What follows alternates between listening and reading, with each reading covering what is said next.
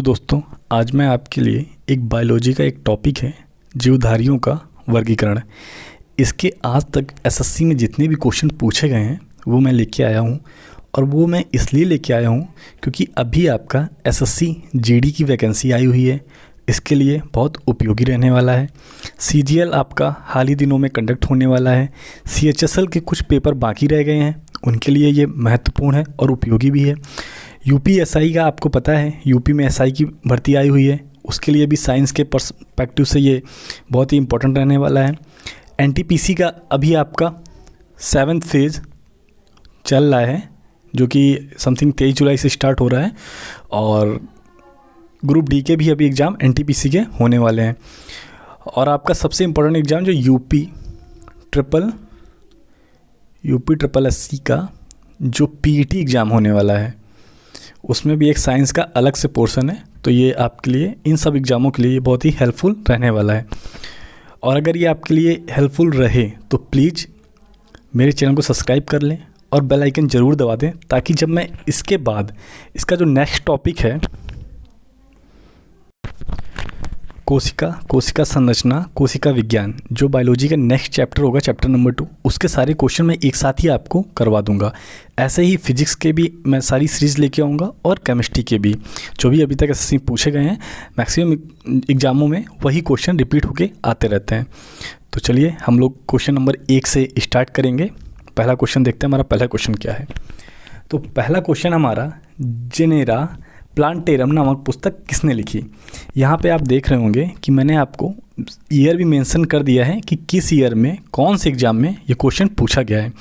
तो शायद आपको ये आइडिया लग जाए कि सीजीएल में और एमटीएस में कोई खास डिफरेंस नहीं होता है साइंस को लेकर के, ठीक है।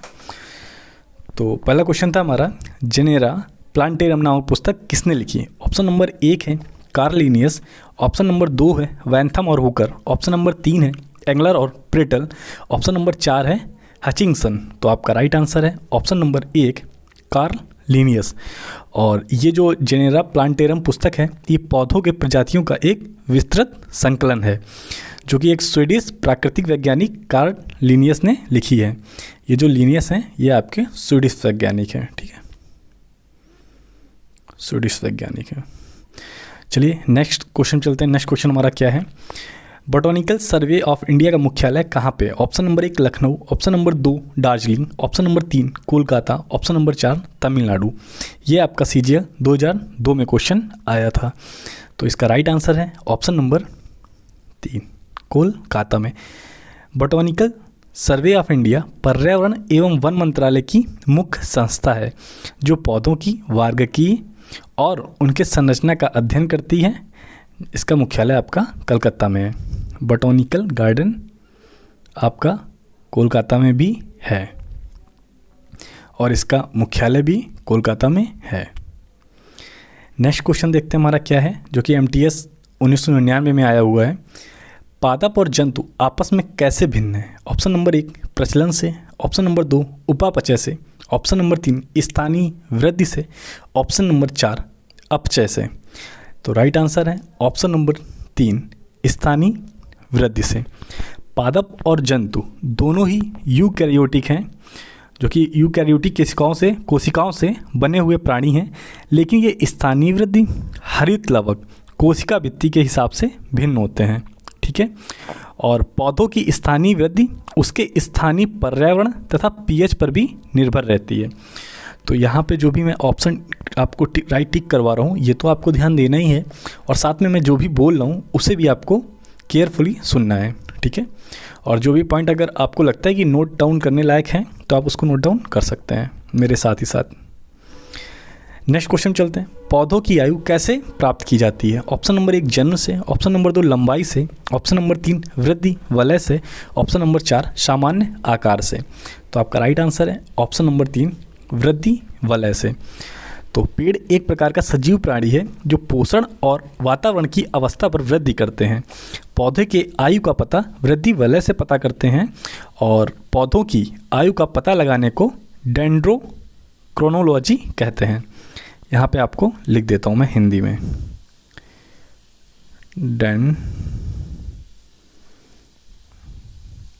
डेंड्रोक्रोनोलॉजी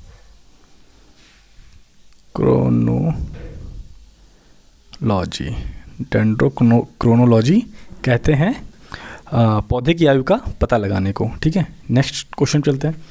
पादप कोशिका जंतु कोशिका किसकी उपस्थिति के कारण भिन्न होती है? ये आपका सीजीएल 2003 में पूछा गया है। ऑप्शन नंबर 1 है हरित लवक, ऑप्शन नंबर 2 है कोशिका भित्ति, ऑप्शन नंबर 3 है कोशिका झिल्ली, ऑप्शन नंबर 4 है केंद्रक। तो आपका राइट आंसर है ऑप्शन नंबर 1 हरित लवक। जंतु कोशिकाओं में हरित लवक नहीं पाया जाता है। पादप कोशिका तथा जंतु कोशिका आपस में मुख्यतः हरित लवक के कारण भिन्न होते हैं। जंतु कोशिकाओं में हरित लवक की अनुपस्थित होती है, लेकिन पादप कोशिकाओं में उपस्थित होता है। हरित लवक पादप कोशिकाओं में पाए जाते हैं जो प्रकाश संश्लेषण की क्रिया में भाग लेते हैं और तथा एटीपी तथा एनडीपीएच के रूप में ऊर्जा संग्रहित करते हैं। ठीक है, नेक्स्ट क्वेश्चन चलते हैं। स्पंज क्या है? ये आपका एसएससी डाटा एंट्री एलडीसी 2012 में पूछा गया क्वेश्चन है। तो स्पंज क्या है? यह एक जीवाश्म है, यह एक पादप है, यह एक जीव है, यह एक कवक है। तो आपका राइट आंसर है ऑप्शन नंबर 3, यह एक जीव है।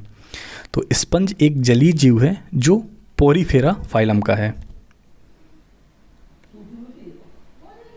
पोरीफेरा फाइलम का है, सदस्य है।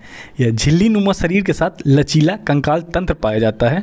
सबसे इम्पोर्टेंट ये है कि इस स्पंज में तंत्रिका तंत्र, पाचन तंत्र तथा संवहन तंत्र का अभाव होता है। इसमें आपके स्पंज में तंत्रिका तंत्र और पाचन तंत्र और संवहन तंत्र जो कि वेसिकुलर सिस्टम होता है, नर्वस सिस्टम, वो इसमें नहीं पाया जाता है। ठीक है, स्पंज में। नेक्स्ट क्वेश्चन चलते हैं। पुष्प रहित पौधे होते हैं। ऑप्शन नंबर 1 है फेरोगेम्स, ऑप्शन नंबर 2 है ब्रायोफाइट्स, ऑप्शन नंबर 3 है थैलोफाइट्स, ऑप्शन नंबर 4 है क्रिप्टोगेम्स। तो आपका राइट आंसर है ऑप्शन नंबर 4 क्रिप्टोगेम्स। पुष्प रहित पौधे क्रिप्टोगेम्स कहलाते हैं। इनमें प्रजनन बीजाणुओं द्वारा होता है।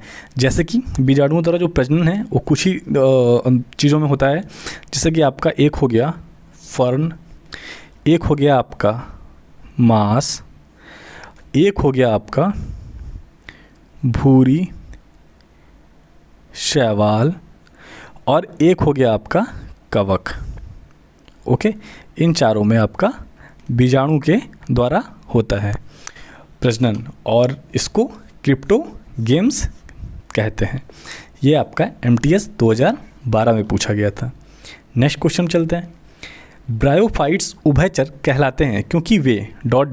ये आपका MTS 2013 में पूछा गया है। ऑप्शन नंबर 1 मेढक जैसे दिखते हैं, ऑप्शन नंबर 2 जल तथा थल दोनों जगह पाए जाते हैं, ऑप्शन नंबर 3 आवास को महत्व नहीं देते, ऑप्शन नंबर 4 कीड़ों को खा सकते हैं। तो आपका राइट आंसर है ऑप्शन नंबर 2 जल तथा थल दोनों जगह पाए जाते हैं। ठीक है, और ब्रायोफाइट्स साधारणतः छोटे हरित पौधे हैं जो जल तथा थल दोनों जगह पाए जाते हैं। इसका आप अगर एग्जाम्पल लिखना चाहें तो लिख सकते हैं। एक है हॉर्न वार्ड, ये इसका एक एग्जाम्पल है। ठीक है, चलिए हम लोग चलते हैं नेक्स्ट क्वेश्चन पे। वर्ग की विज्ञान की शाखा किससे संबंधित है?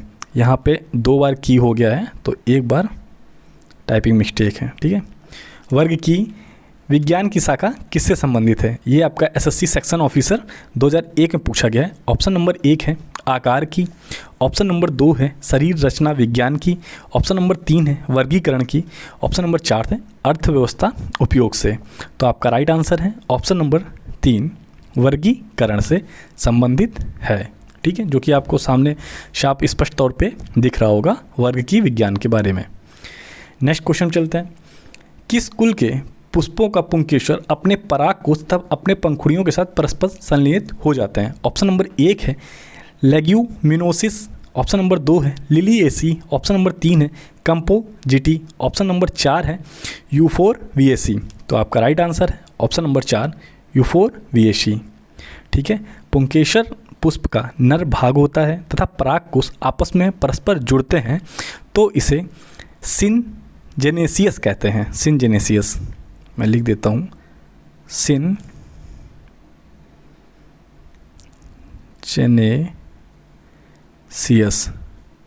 इसको सिनजेनेसिस कहते हैं, ठीक है, और जो कि यूफोरबिएसी का कुल के लक्षण है। तो एक बार फिर से रिपीट कर देता हूँ, पुंकेश्वर पुष्प का नर भाग होता है तथा परागकोश आपस में जुड़ते हैं तो इसे सिनजेनेसिस कहते हैं, ठीक है, और जो कि यूफोरबिएसी कुल का लक्षण है, ठीक है। नेक्स्ट क्वेश्चन चलते हैं हम लोग। थोड़े से क्वेश्चन आपको टिपिकल लग रहे होंगे क्योंकि हो सकता है कि इसका लेवल थोड़ा हाई हो। एसएससी में ऐसे ही क्वेश्चन पूछे जाते हैं और मुझे उम्मीद है कि पीईटी आने वाले दिनों में जो एग्ज़ाम कंडक्ट होने वाला है उसमें और आपके एनटीपीसी और एसएससी जीडी में ऐसे ही क्वेश्चन आपको देखने को मिलने वाले हैं, ठीक है। दालें किस कुल से प्राप्त होती हैं? Option number 1 Liliaceae, option number 2 Leguminosae, option number 3 Cycadaceae, option number 4 कवक। तो आपका राइट आंसर है ऑप्शन नंबर 2 लेग्यूमिनोसी, ठीक है। दालें कृषि फसलों की सबसे प्रोटीन युक्त अनाज हैं। ये लेग्यूमिनेसी कुल के सदस्य होते हैं जो कि नाइट्रोजन स्थिरीकरण में सहायक होते हैं। तो आपका राइट आंसर है ऑप्शन नंबर 2, ये आपका सीजीएल 2015 में पूछा गया है। नेक्स्ट क्वेश्चन चलते हैं। निम्न में से कौन सा शब्द अशोक इमली कोरल के वानस्पतिक नाम जैसा है? यहाँ पे कॉमा है, ठीक है। ऑप्शन नंबर 1 है टर्मिनेलिया, ऑप्शन नंबर 2 है सेलिक्स, ऑप्शन नंबर 3 है इंडिका, ऑप्शन नंबर 4 है अकेसिया। तो आपका राइट आंसर है ऑप्शन नंबर 3 इंडिका। यह आपका एसएससी सीपीओ 2016 में क्वेश्चन पूछा हुआ है, ठीक है। तो नेक्स्ट क्वेश्चन चलते हैं। नेक्स्ट क्वेश्चन है हमारा, कवक के अध्ययन को क्या कहते हैं? यह आपका सीपीओ एसआई और एएसआई 2016 में पूछा गया। Option number 1 mycology, option number 2 परपोषिकी, ऑप्शन नंबर 3 जीवाणु की, ऑप्शन नंबर 4 है पारिस्थितिकी। तो आपका राइट आंसर है option number 1 mycology. Next question चलते हैं। एग्रोनॉमी किससे संबंधित है? यह आपका सीजीएल 2016 में पूछा गया है। पादप एवं जानवरों से, दूसरा ऑप्शन है फसली पौधों से, ऑप्शन नंबर 3 है कृषि से, ऑप्शन नंबर 4 है फलदार पौधों से। तो आप सभी को इसका राइट आंसर पता होगा, यह है हमारा फसली पौधों से। एग्रोनॉमी आपका लैटिन शब्द है जो कि एग्रोज का मतलब आपका होता है कृषि और नोमोज का मतलब होता है नियम से, और इसमें सभी फसली पौधों का अध्ययन किया जाता है। नेक्स्ट क्वेश्चन चलते हैं। पीपर पौधे क्या है? ऑप्शन नंबर 1 झाड़ी है, ऑप्शन नंबर 2 छोटा वृक्ष है, ऑप्शन नंबर 3 बेल है, ऑप्शन नंबर 4 पेड़ है। तो आपका राइट आंसर है ऑप्शन नंबर 3, ये आपका एक प्रकार का बेल है। नेक्स्ट क्वेश्चन चलते हैं। फर्न किस वर्ग से आते हैं? ऑप्शन नंबर 1 अनावृत बीजी से, ऑप्शन नंबर 2 आवृत बीजी से, ऑप्शन नंबर 3 थैलोफाइटा से, ऑप्शन नंबर 4 टेरिडोफाइटा से। तो आपका राइट आंसर है ऑप्शन नंबर 4 टेरिडोफाइटा से ये बिलोंग करते हैं आपके फर्न, ठीक है। और जो कि ये एक प्रकार के क्रिप्टोगेम्स होते हैं और ये पुष्प रहित होते हैं। हम लोग पीछे पढ़ के आ रहे हैं, ठीक है। नेक्स्ट क्वेश्चन चलते हैं। निम्न में कौन सा टेरिडोफाइटा के लिए असत्य है? ऑप्शन नंबर 1 है मृत जीवी की प्रमुख अवस्था, ऑप्शन नंबर 2 है द्विगुणित मुख्य पादप शरीर, ऑप्शन नंबर 3 बीज उपस्थित रहते हैं, ऑप्शन नंबर 4 पुष्प अनुपस्थित रहते हैं। तो अभी हम लोग पढ़ के आ रहे हैं कि इसमें क्या है, बीज आपके उपस्थित रहते हैं। इसके एग्जाम्पल भी हम लोगों ने देखा था क्रिप्टो गेम्स में कि आपका था फर्न, मॉस और आपका जो रेड फायोसिस भूरी शैवाल जिसे बोलते हैं, भूरी शैवाल, और आपका एक और था आपका कवक। ये आपके टेरिडोफाइटा के अंतर्गत आते हैं और ये इनका जो प्रजनन है वो जीवाणुओं के द्वारा ही संभव हो पाता है, ठीक है। नेक्स्ट क्वेश्चन चलते हैं। निम्न में कौन सा ब्रायोफाइटा के लिए असत्य है? ऑप्शन नंबर 1 है गैमीटोफाइट्स की प्रमुख अवस्था, ऑप्शन नंबर 2 है एक बीजी मुख्य पादप शरीर, ऑप्शन नंबर 3 है एक बीजी जीवाणु, ऑप्शन नंबर 4 है पुष्प की अनुपस्थित। तो आपका राइट आंसर है ऑप्शन नंबर 4 पुष्प की अनुपस्थित। ब्रायोफाइट्स एक क्रिप्टोगेम्स बीज रहित पुष्प रहित पौधे हैं, ठीक है। नेक्स्ट क्वेश्चन हमारा, निम्न में किसे जीव विज्ञान का जनक कहते हैं? ये आपका एसएससी सीपीयू 2017 में पूछा गया है, ठीक है। ऑप्शन नंबर 1 है डार्विन को, ऑप्शन नंबर 2 है अरस्तु को, ऑप्शन नंबर 3 हैकल को, ऑप्शन नंबर 4 एडवर्ड जेनर को। तो आप सभी को पता है कि ये इसका राइट आंसर है ऑप्शन नंबर 2, अरस्तु को जीव विज्ञान का जनक कहा जाता है। नेक्स्ट क्वेश्चन चलते हैं, जलीय पौधों का भोजन स्रोत होता है, क्या होता है? ये आपका सीजीएल 2017 में पूछा गया है। ऑप्शन नंबर 1 है पादप प्लवक, ऑप्शन नंबर 2 समुद्री खरपतवार, ऑप्शन नंबर 3 जलीय प्लवक, ऑप्शन नंबर 4 प्राणी प्लवक। तो आपका राइट आंसर है जलीय पौधों का जो भोजन स्रोत है वो आपका एक प्रकार का पादप प्लवक होते हैं, ठीक है। जलीय जीव वो प्राणी होते हैं जो जल में अपना जीवन व्यतीत करते हैं, जैसे तालाब, नदी, झील, ये पादप प्लवक भी कहलाते हैं, ठीक है। नेक्स्ट क्वेश्चन चलते हैं, बांस क्या है? ऑप्शन नंबर 1 जड़ी बूटी, ऑप्शन नंबर 2 पेड़, ऑप्शन नंबर 3 झाड़ियाँ, ऑप्शन नंबर 4 घास। तो आपका राइट आंसर है ऑप्शन नंबर 4 घास। बांस एक प्रकार का घास है जो पोएसी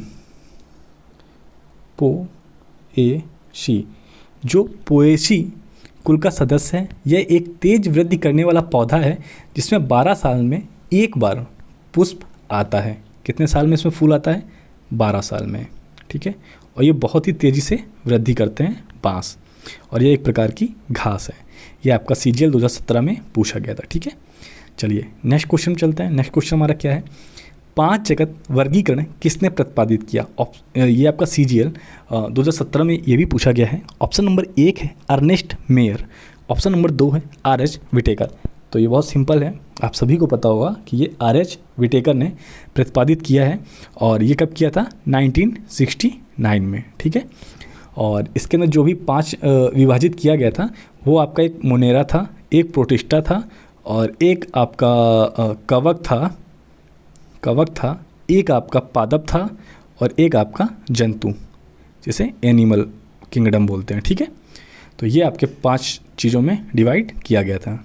नेक्स्ट क्वेश्चन चलते हैं जो कि हमारा सीजीएल 2017 का है, आलू, टमाटर तथा बैगन किस संघ की प्रजातियां हैं? ऑप्शन नंबर 1 है सोलेनम, ऑप्शन नंबर 2 है पेंथेरा, ऑप्शन नंबर 3 है फेलिस, ऑप्शन नंबर 4 है टिग्रिस। तो आपका राइट आंसर है ऑप्शन नंबर 1 सोलेनम, ठीक है। आलू, टमाटर, बैगन तीनों प्रजातियाँ ये सोलेनम कुल के सदस्य हैं, और जो संघ सोलेनम की प्रजातियां हैं। तो एक सेकंड आपको मैं एक चीज़ क्लियर कर देना चाहता हूँ, मुझसे थोड़ा सा गलती हो गई है कि अगर हम इसके संघ की बात करें तो आपका आएगा सोलेनम, ठीक है, ये आपका संघ है। अगर सदस्य की बात करें तो सदस्य ये है आपका सोलोनेसी,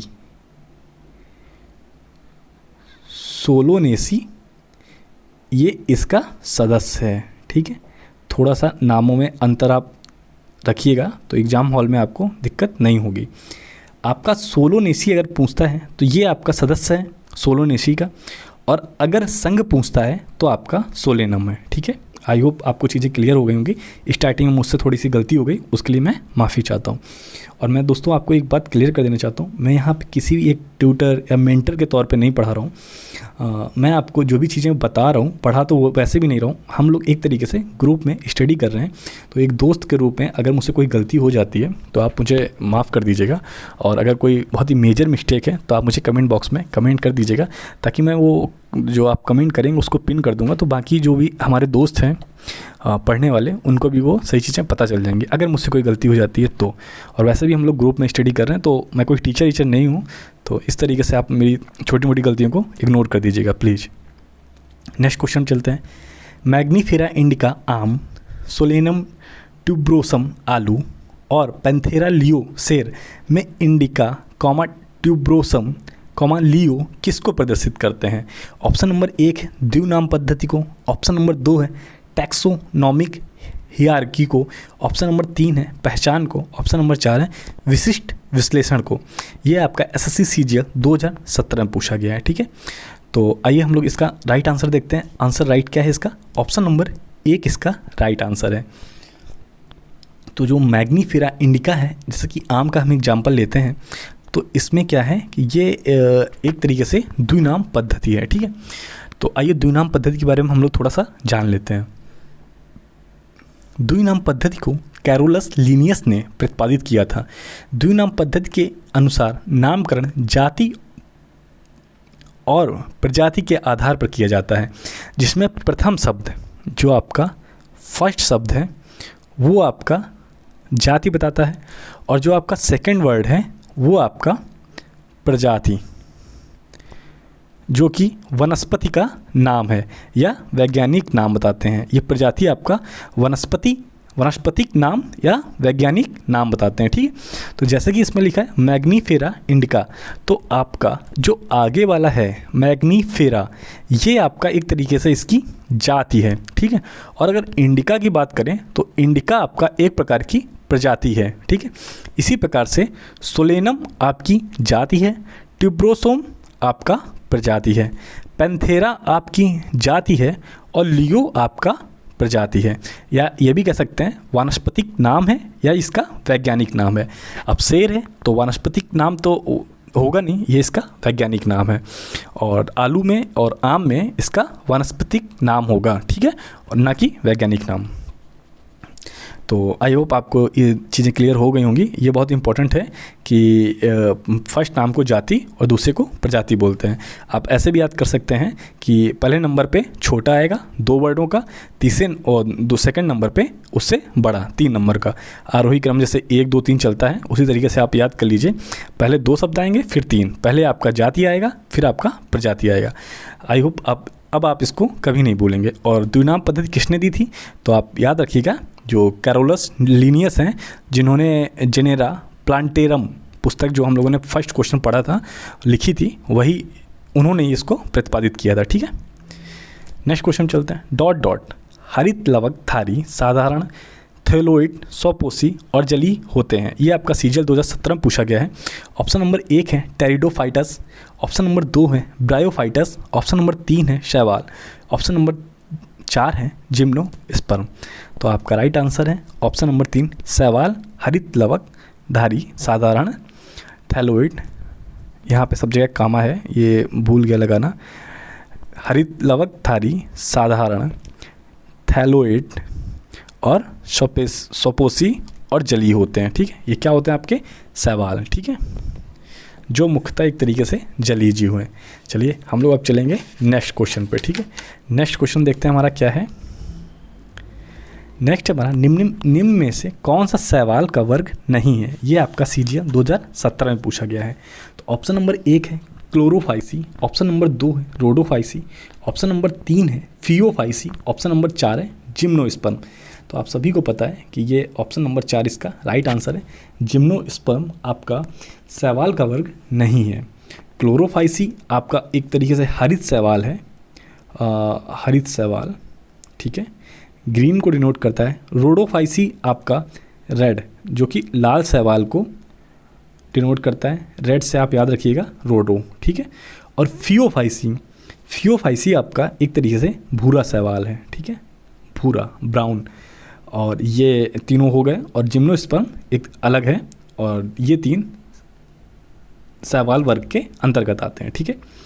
नेक्स्ट क्वेश्चन चलते हैं। रोडोफाइसी के सदस्य सामान्यतः कौन से शैवाल कहलाते हैं। हम लोगों ने पीछे पढ़ा है रोडोफाइसी। रोडो से आपका हो जाएगा रेड। तो आपका राइट आंसर है ऑप्शन नंबर 3, ठीक है, रेड। नेक्स्ट क्वेश्चन चलते हैं। फियोफाइसी के सदस्य सामान्यतः कैसे होते हैं। तो हम लोगों ने पढ़ा था पीछे, फियोफाइसी हमारा ब्राउन शैवाल होते हैं, ठीक है, जो कि भूरे शैवाल कहा जाता है। फियोफाइसी में मुख्यतः भूरे रंग के शैवाल पाए जाते हैं, जो मुख्यतः बहुकोशिकीय समुद्री खरपतवार होते हैं, जो समुद्र के वातावरण को संतुलन करने हेतु योगदान देते हैं। इनका उपयोग खाने तथा वास स्थान के रूप में होता है भूरे शैवाल का, ठीक है। नेक्स्ट क्वेश्चन चलते हैं। सोलेनम पेटन्यूया धतूरा विभिन्न जातियों से संबंधित हैं, किंतु इनमें से किस परिवार कुल के अंतर आती है। तो आपको बताना है कि जो सोलेनम और पेटूनिया और धतूरा, ये विभिन्न जातियों से संबंधित हैं और ये कौन से परिवार या कुल के अंतर्गत आती है। ठीक है, परिवार या कुल, परिवार या कुल के अंतर्गत आती है। आपका ऑप्शन नंबर 1 है कैंसीडे, ऑप्शन नंबर 2 है सोलोनेसी, ऑप्शन नंबर 3 है फेलिस, ऑप्शन नंबर 4 है फेलिडी। तो आपका राइट आंसर है ऑप्शन नंबर 2 सोलोनेसी। नेक्स्ट क्वेश्चन चलते हैं। क्लोरोफाइसी के सदस्य समानता होते हैं। ऑप्शन नंबर 1 हरे, भूरे, लाल या पीले। तो क्लोरोफाइसी आप सभी को पता होगा, ऑप्शन नंबर है आपका 1 हरे। मैं यहाँ पे लिखना भूल गया हूँ, ये आपका SSC CGL 2017 का क्वेश्चन है। ठीक है, नेक्स्ट क्वेश्चन चलते हैं।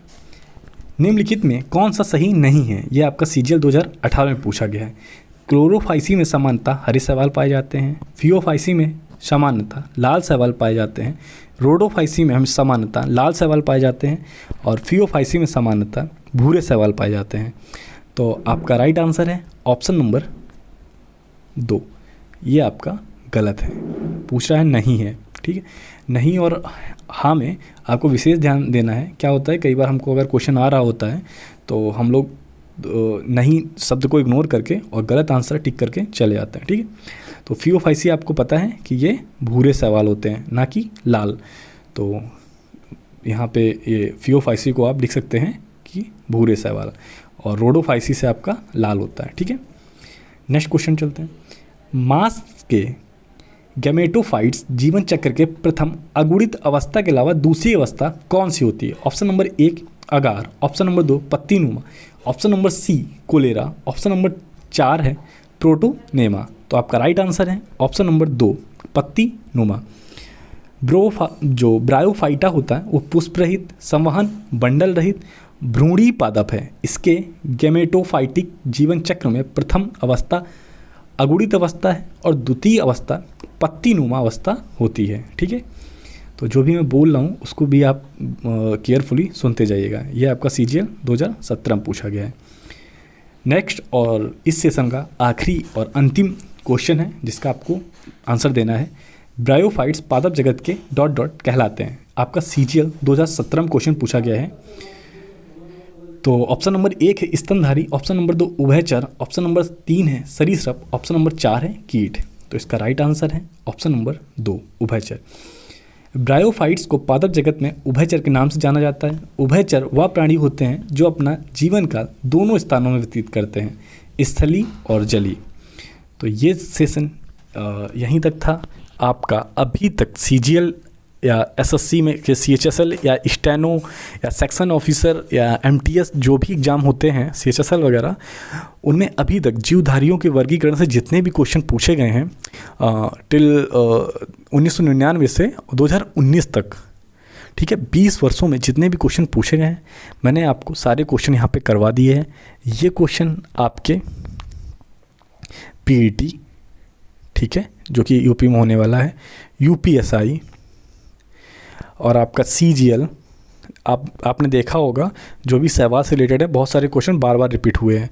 CGL, CHSL और आपका NTPC और आपका जो ग्रुप D का है RRB ग्रुप D का, उसका जो आया है, और SSC GD सबसे इम्पोर्टेंट क्योंकि ये SSC की क्वेश्चन है। ठीक है, तो इससे ज़्यादा लेवल एग्ज़ाम का नहीं पूछा जाता है जो भी कम्पिटिटिव एग्ज़ाम होते हैं।